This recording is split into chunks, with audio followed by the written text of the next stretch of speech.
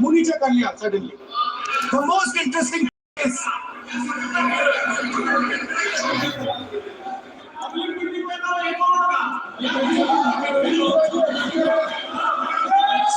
sir, Maharashtra में more voters were added in 5 months in Maharashtra than were added in 5 years in Maharashtra. जितने 5 साल में add हुए उससे ज्यादा 5 महीने में ऐड हुए, आखिरी 5 महीने में लोकसभा चुनाव के बाद। सर एक बिल्डिंग है सर शिरडी में, एक बिल्डिंग में 7,000 नए वोटर एक बिल्डिंग में ऐड हुए।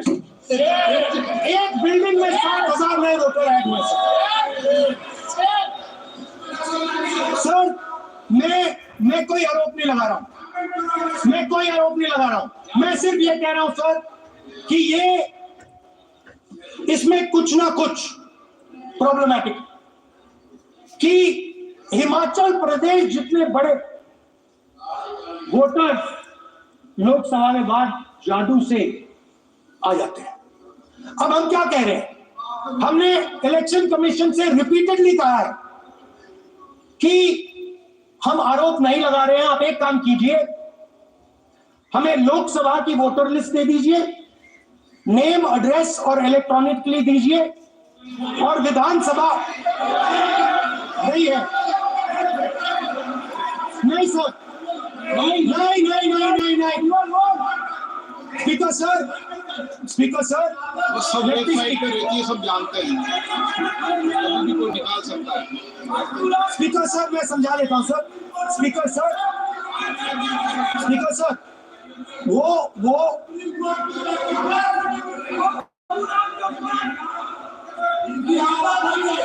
Speaker sir we have asked speaker sir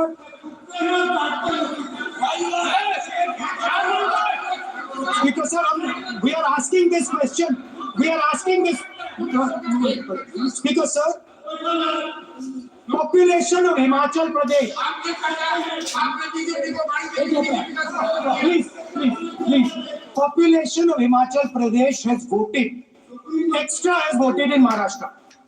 We are saying to the Election Commission, please give us the names and addresses and polling booths of all the workers in the Lok Sabha and all the workers in the Vidhan Sabha, so we can calculate who these new workers are, who these new voters are. Interestingly, the new voters are mostly in the constituencies that the BJP has swept. Please understand, the new voters have been added mostly in the constituencies where BJP has swept. I am still not making an allegation. I am saying on the floor of the House that the Election Commission has to give the data of the Maharashtra elections to the Congress Party, to the Shiv Sena and to the NCP, so that we can see exactly where these voters have been added, who has been subtracted, who has been added, where they have been added. This is not an irresponsible request. This is a very simple request for them to fulfill. The reason I am saying this, sir, is because the rules have been changed. This is not just said in isolation. Speaker, sir, the election commissioner used to be chosen by the Prime Minister, Leader of Opposition, and the Chief Justice. Sir, the Chief Justice was removed from that committee. Why? This is a question, sir. This is a question to the Prime Minister. Why was the Chief Justice removed from the committee? Now, in a few days, I'm going to go to the meeting. I'm going to go to the meeting. There's going to be Mr. Amit Shah and Mr. Modi ji. And there's going to be me. 2 to 1. Why am I even going to the meeting? What is the purpose of me going to the meeting?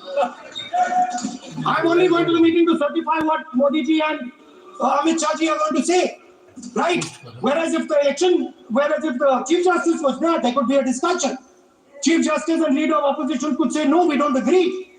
So, there seems to be a calculated strategy. Now, just prior to the Lok Sabha, the election commissioner was changed and 2 new election commissioners were placed. We know that the election dates were changed. Yes. We know that the elections were postponed. These are facts. These are not things I am inventing. So, in order to safeguard this constitution. The entire opposition requests the data for the Maharashtra election. We request the data and the electoral voter list for Lok Sabha and the corresponding list for Vidhan Sabha. And I am very confident that the Election Commission will not give us this information.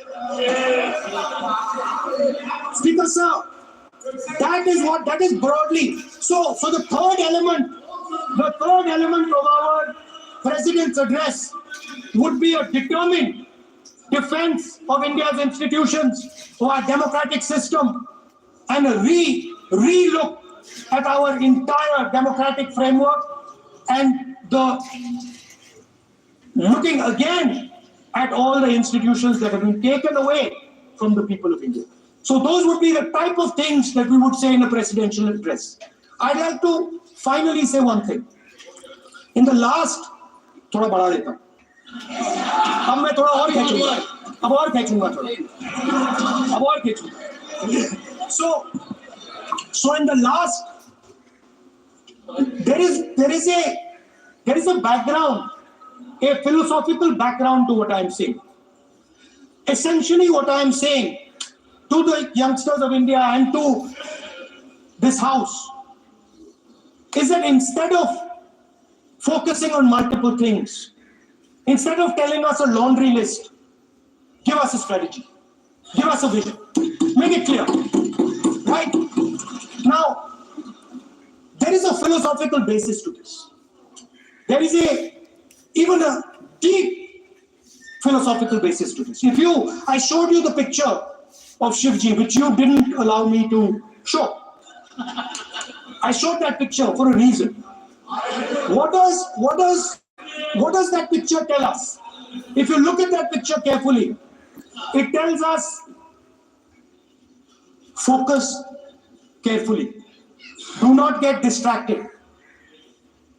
Do not look here and there.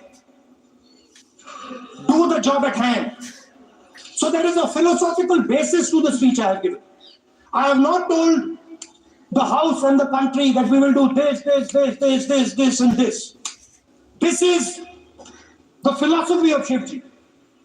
Say what you have to say, but be clear that you're going to do that one thing and don't do 56, 70 different things. So there is a link between our philosophical tradition, our religious tradition, and what I'm saying. And that is what India needs to do. India needs to connect the past, the values of the past. You talk about Sardar Patelji, but you destroy Sardar Patelji's values every day. You talk about Ambedkarji, you destroy his values every day. You talk about Nehruji, no, you don't talk about Nehruji. Right? You bow in front of Buddha. You destroy what he says. So the point is, you have to be truthful to what you are, right? And it is important that when you are giving a way forward to the nation, there is clarity. There is clarity of purpose. There is no hatred. There is no violence. There is no anger, because these things are destroying our country.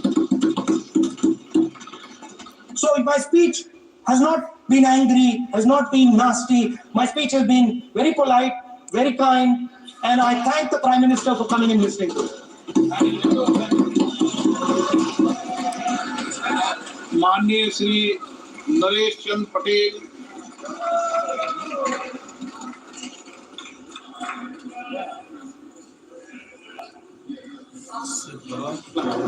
कैसे होइसे कैसे होइसे माननीय सभापति महोदय,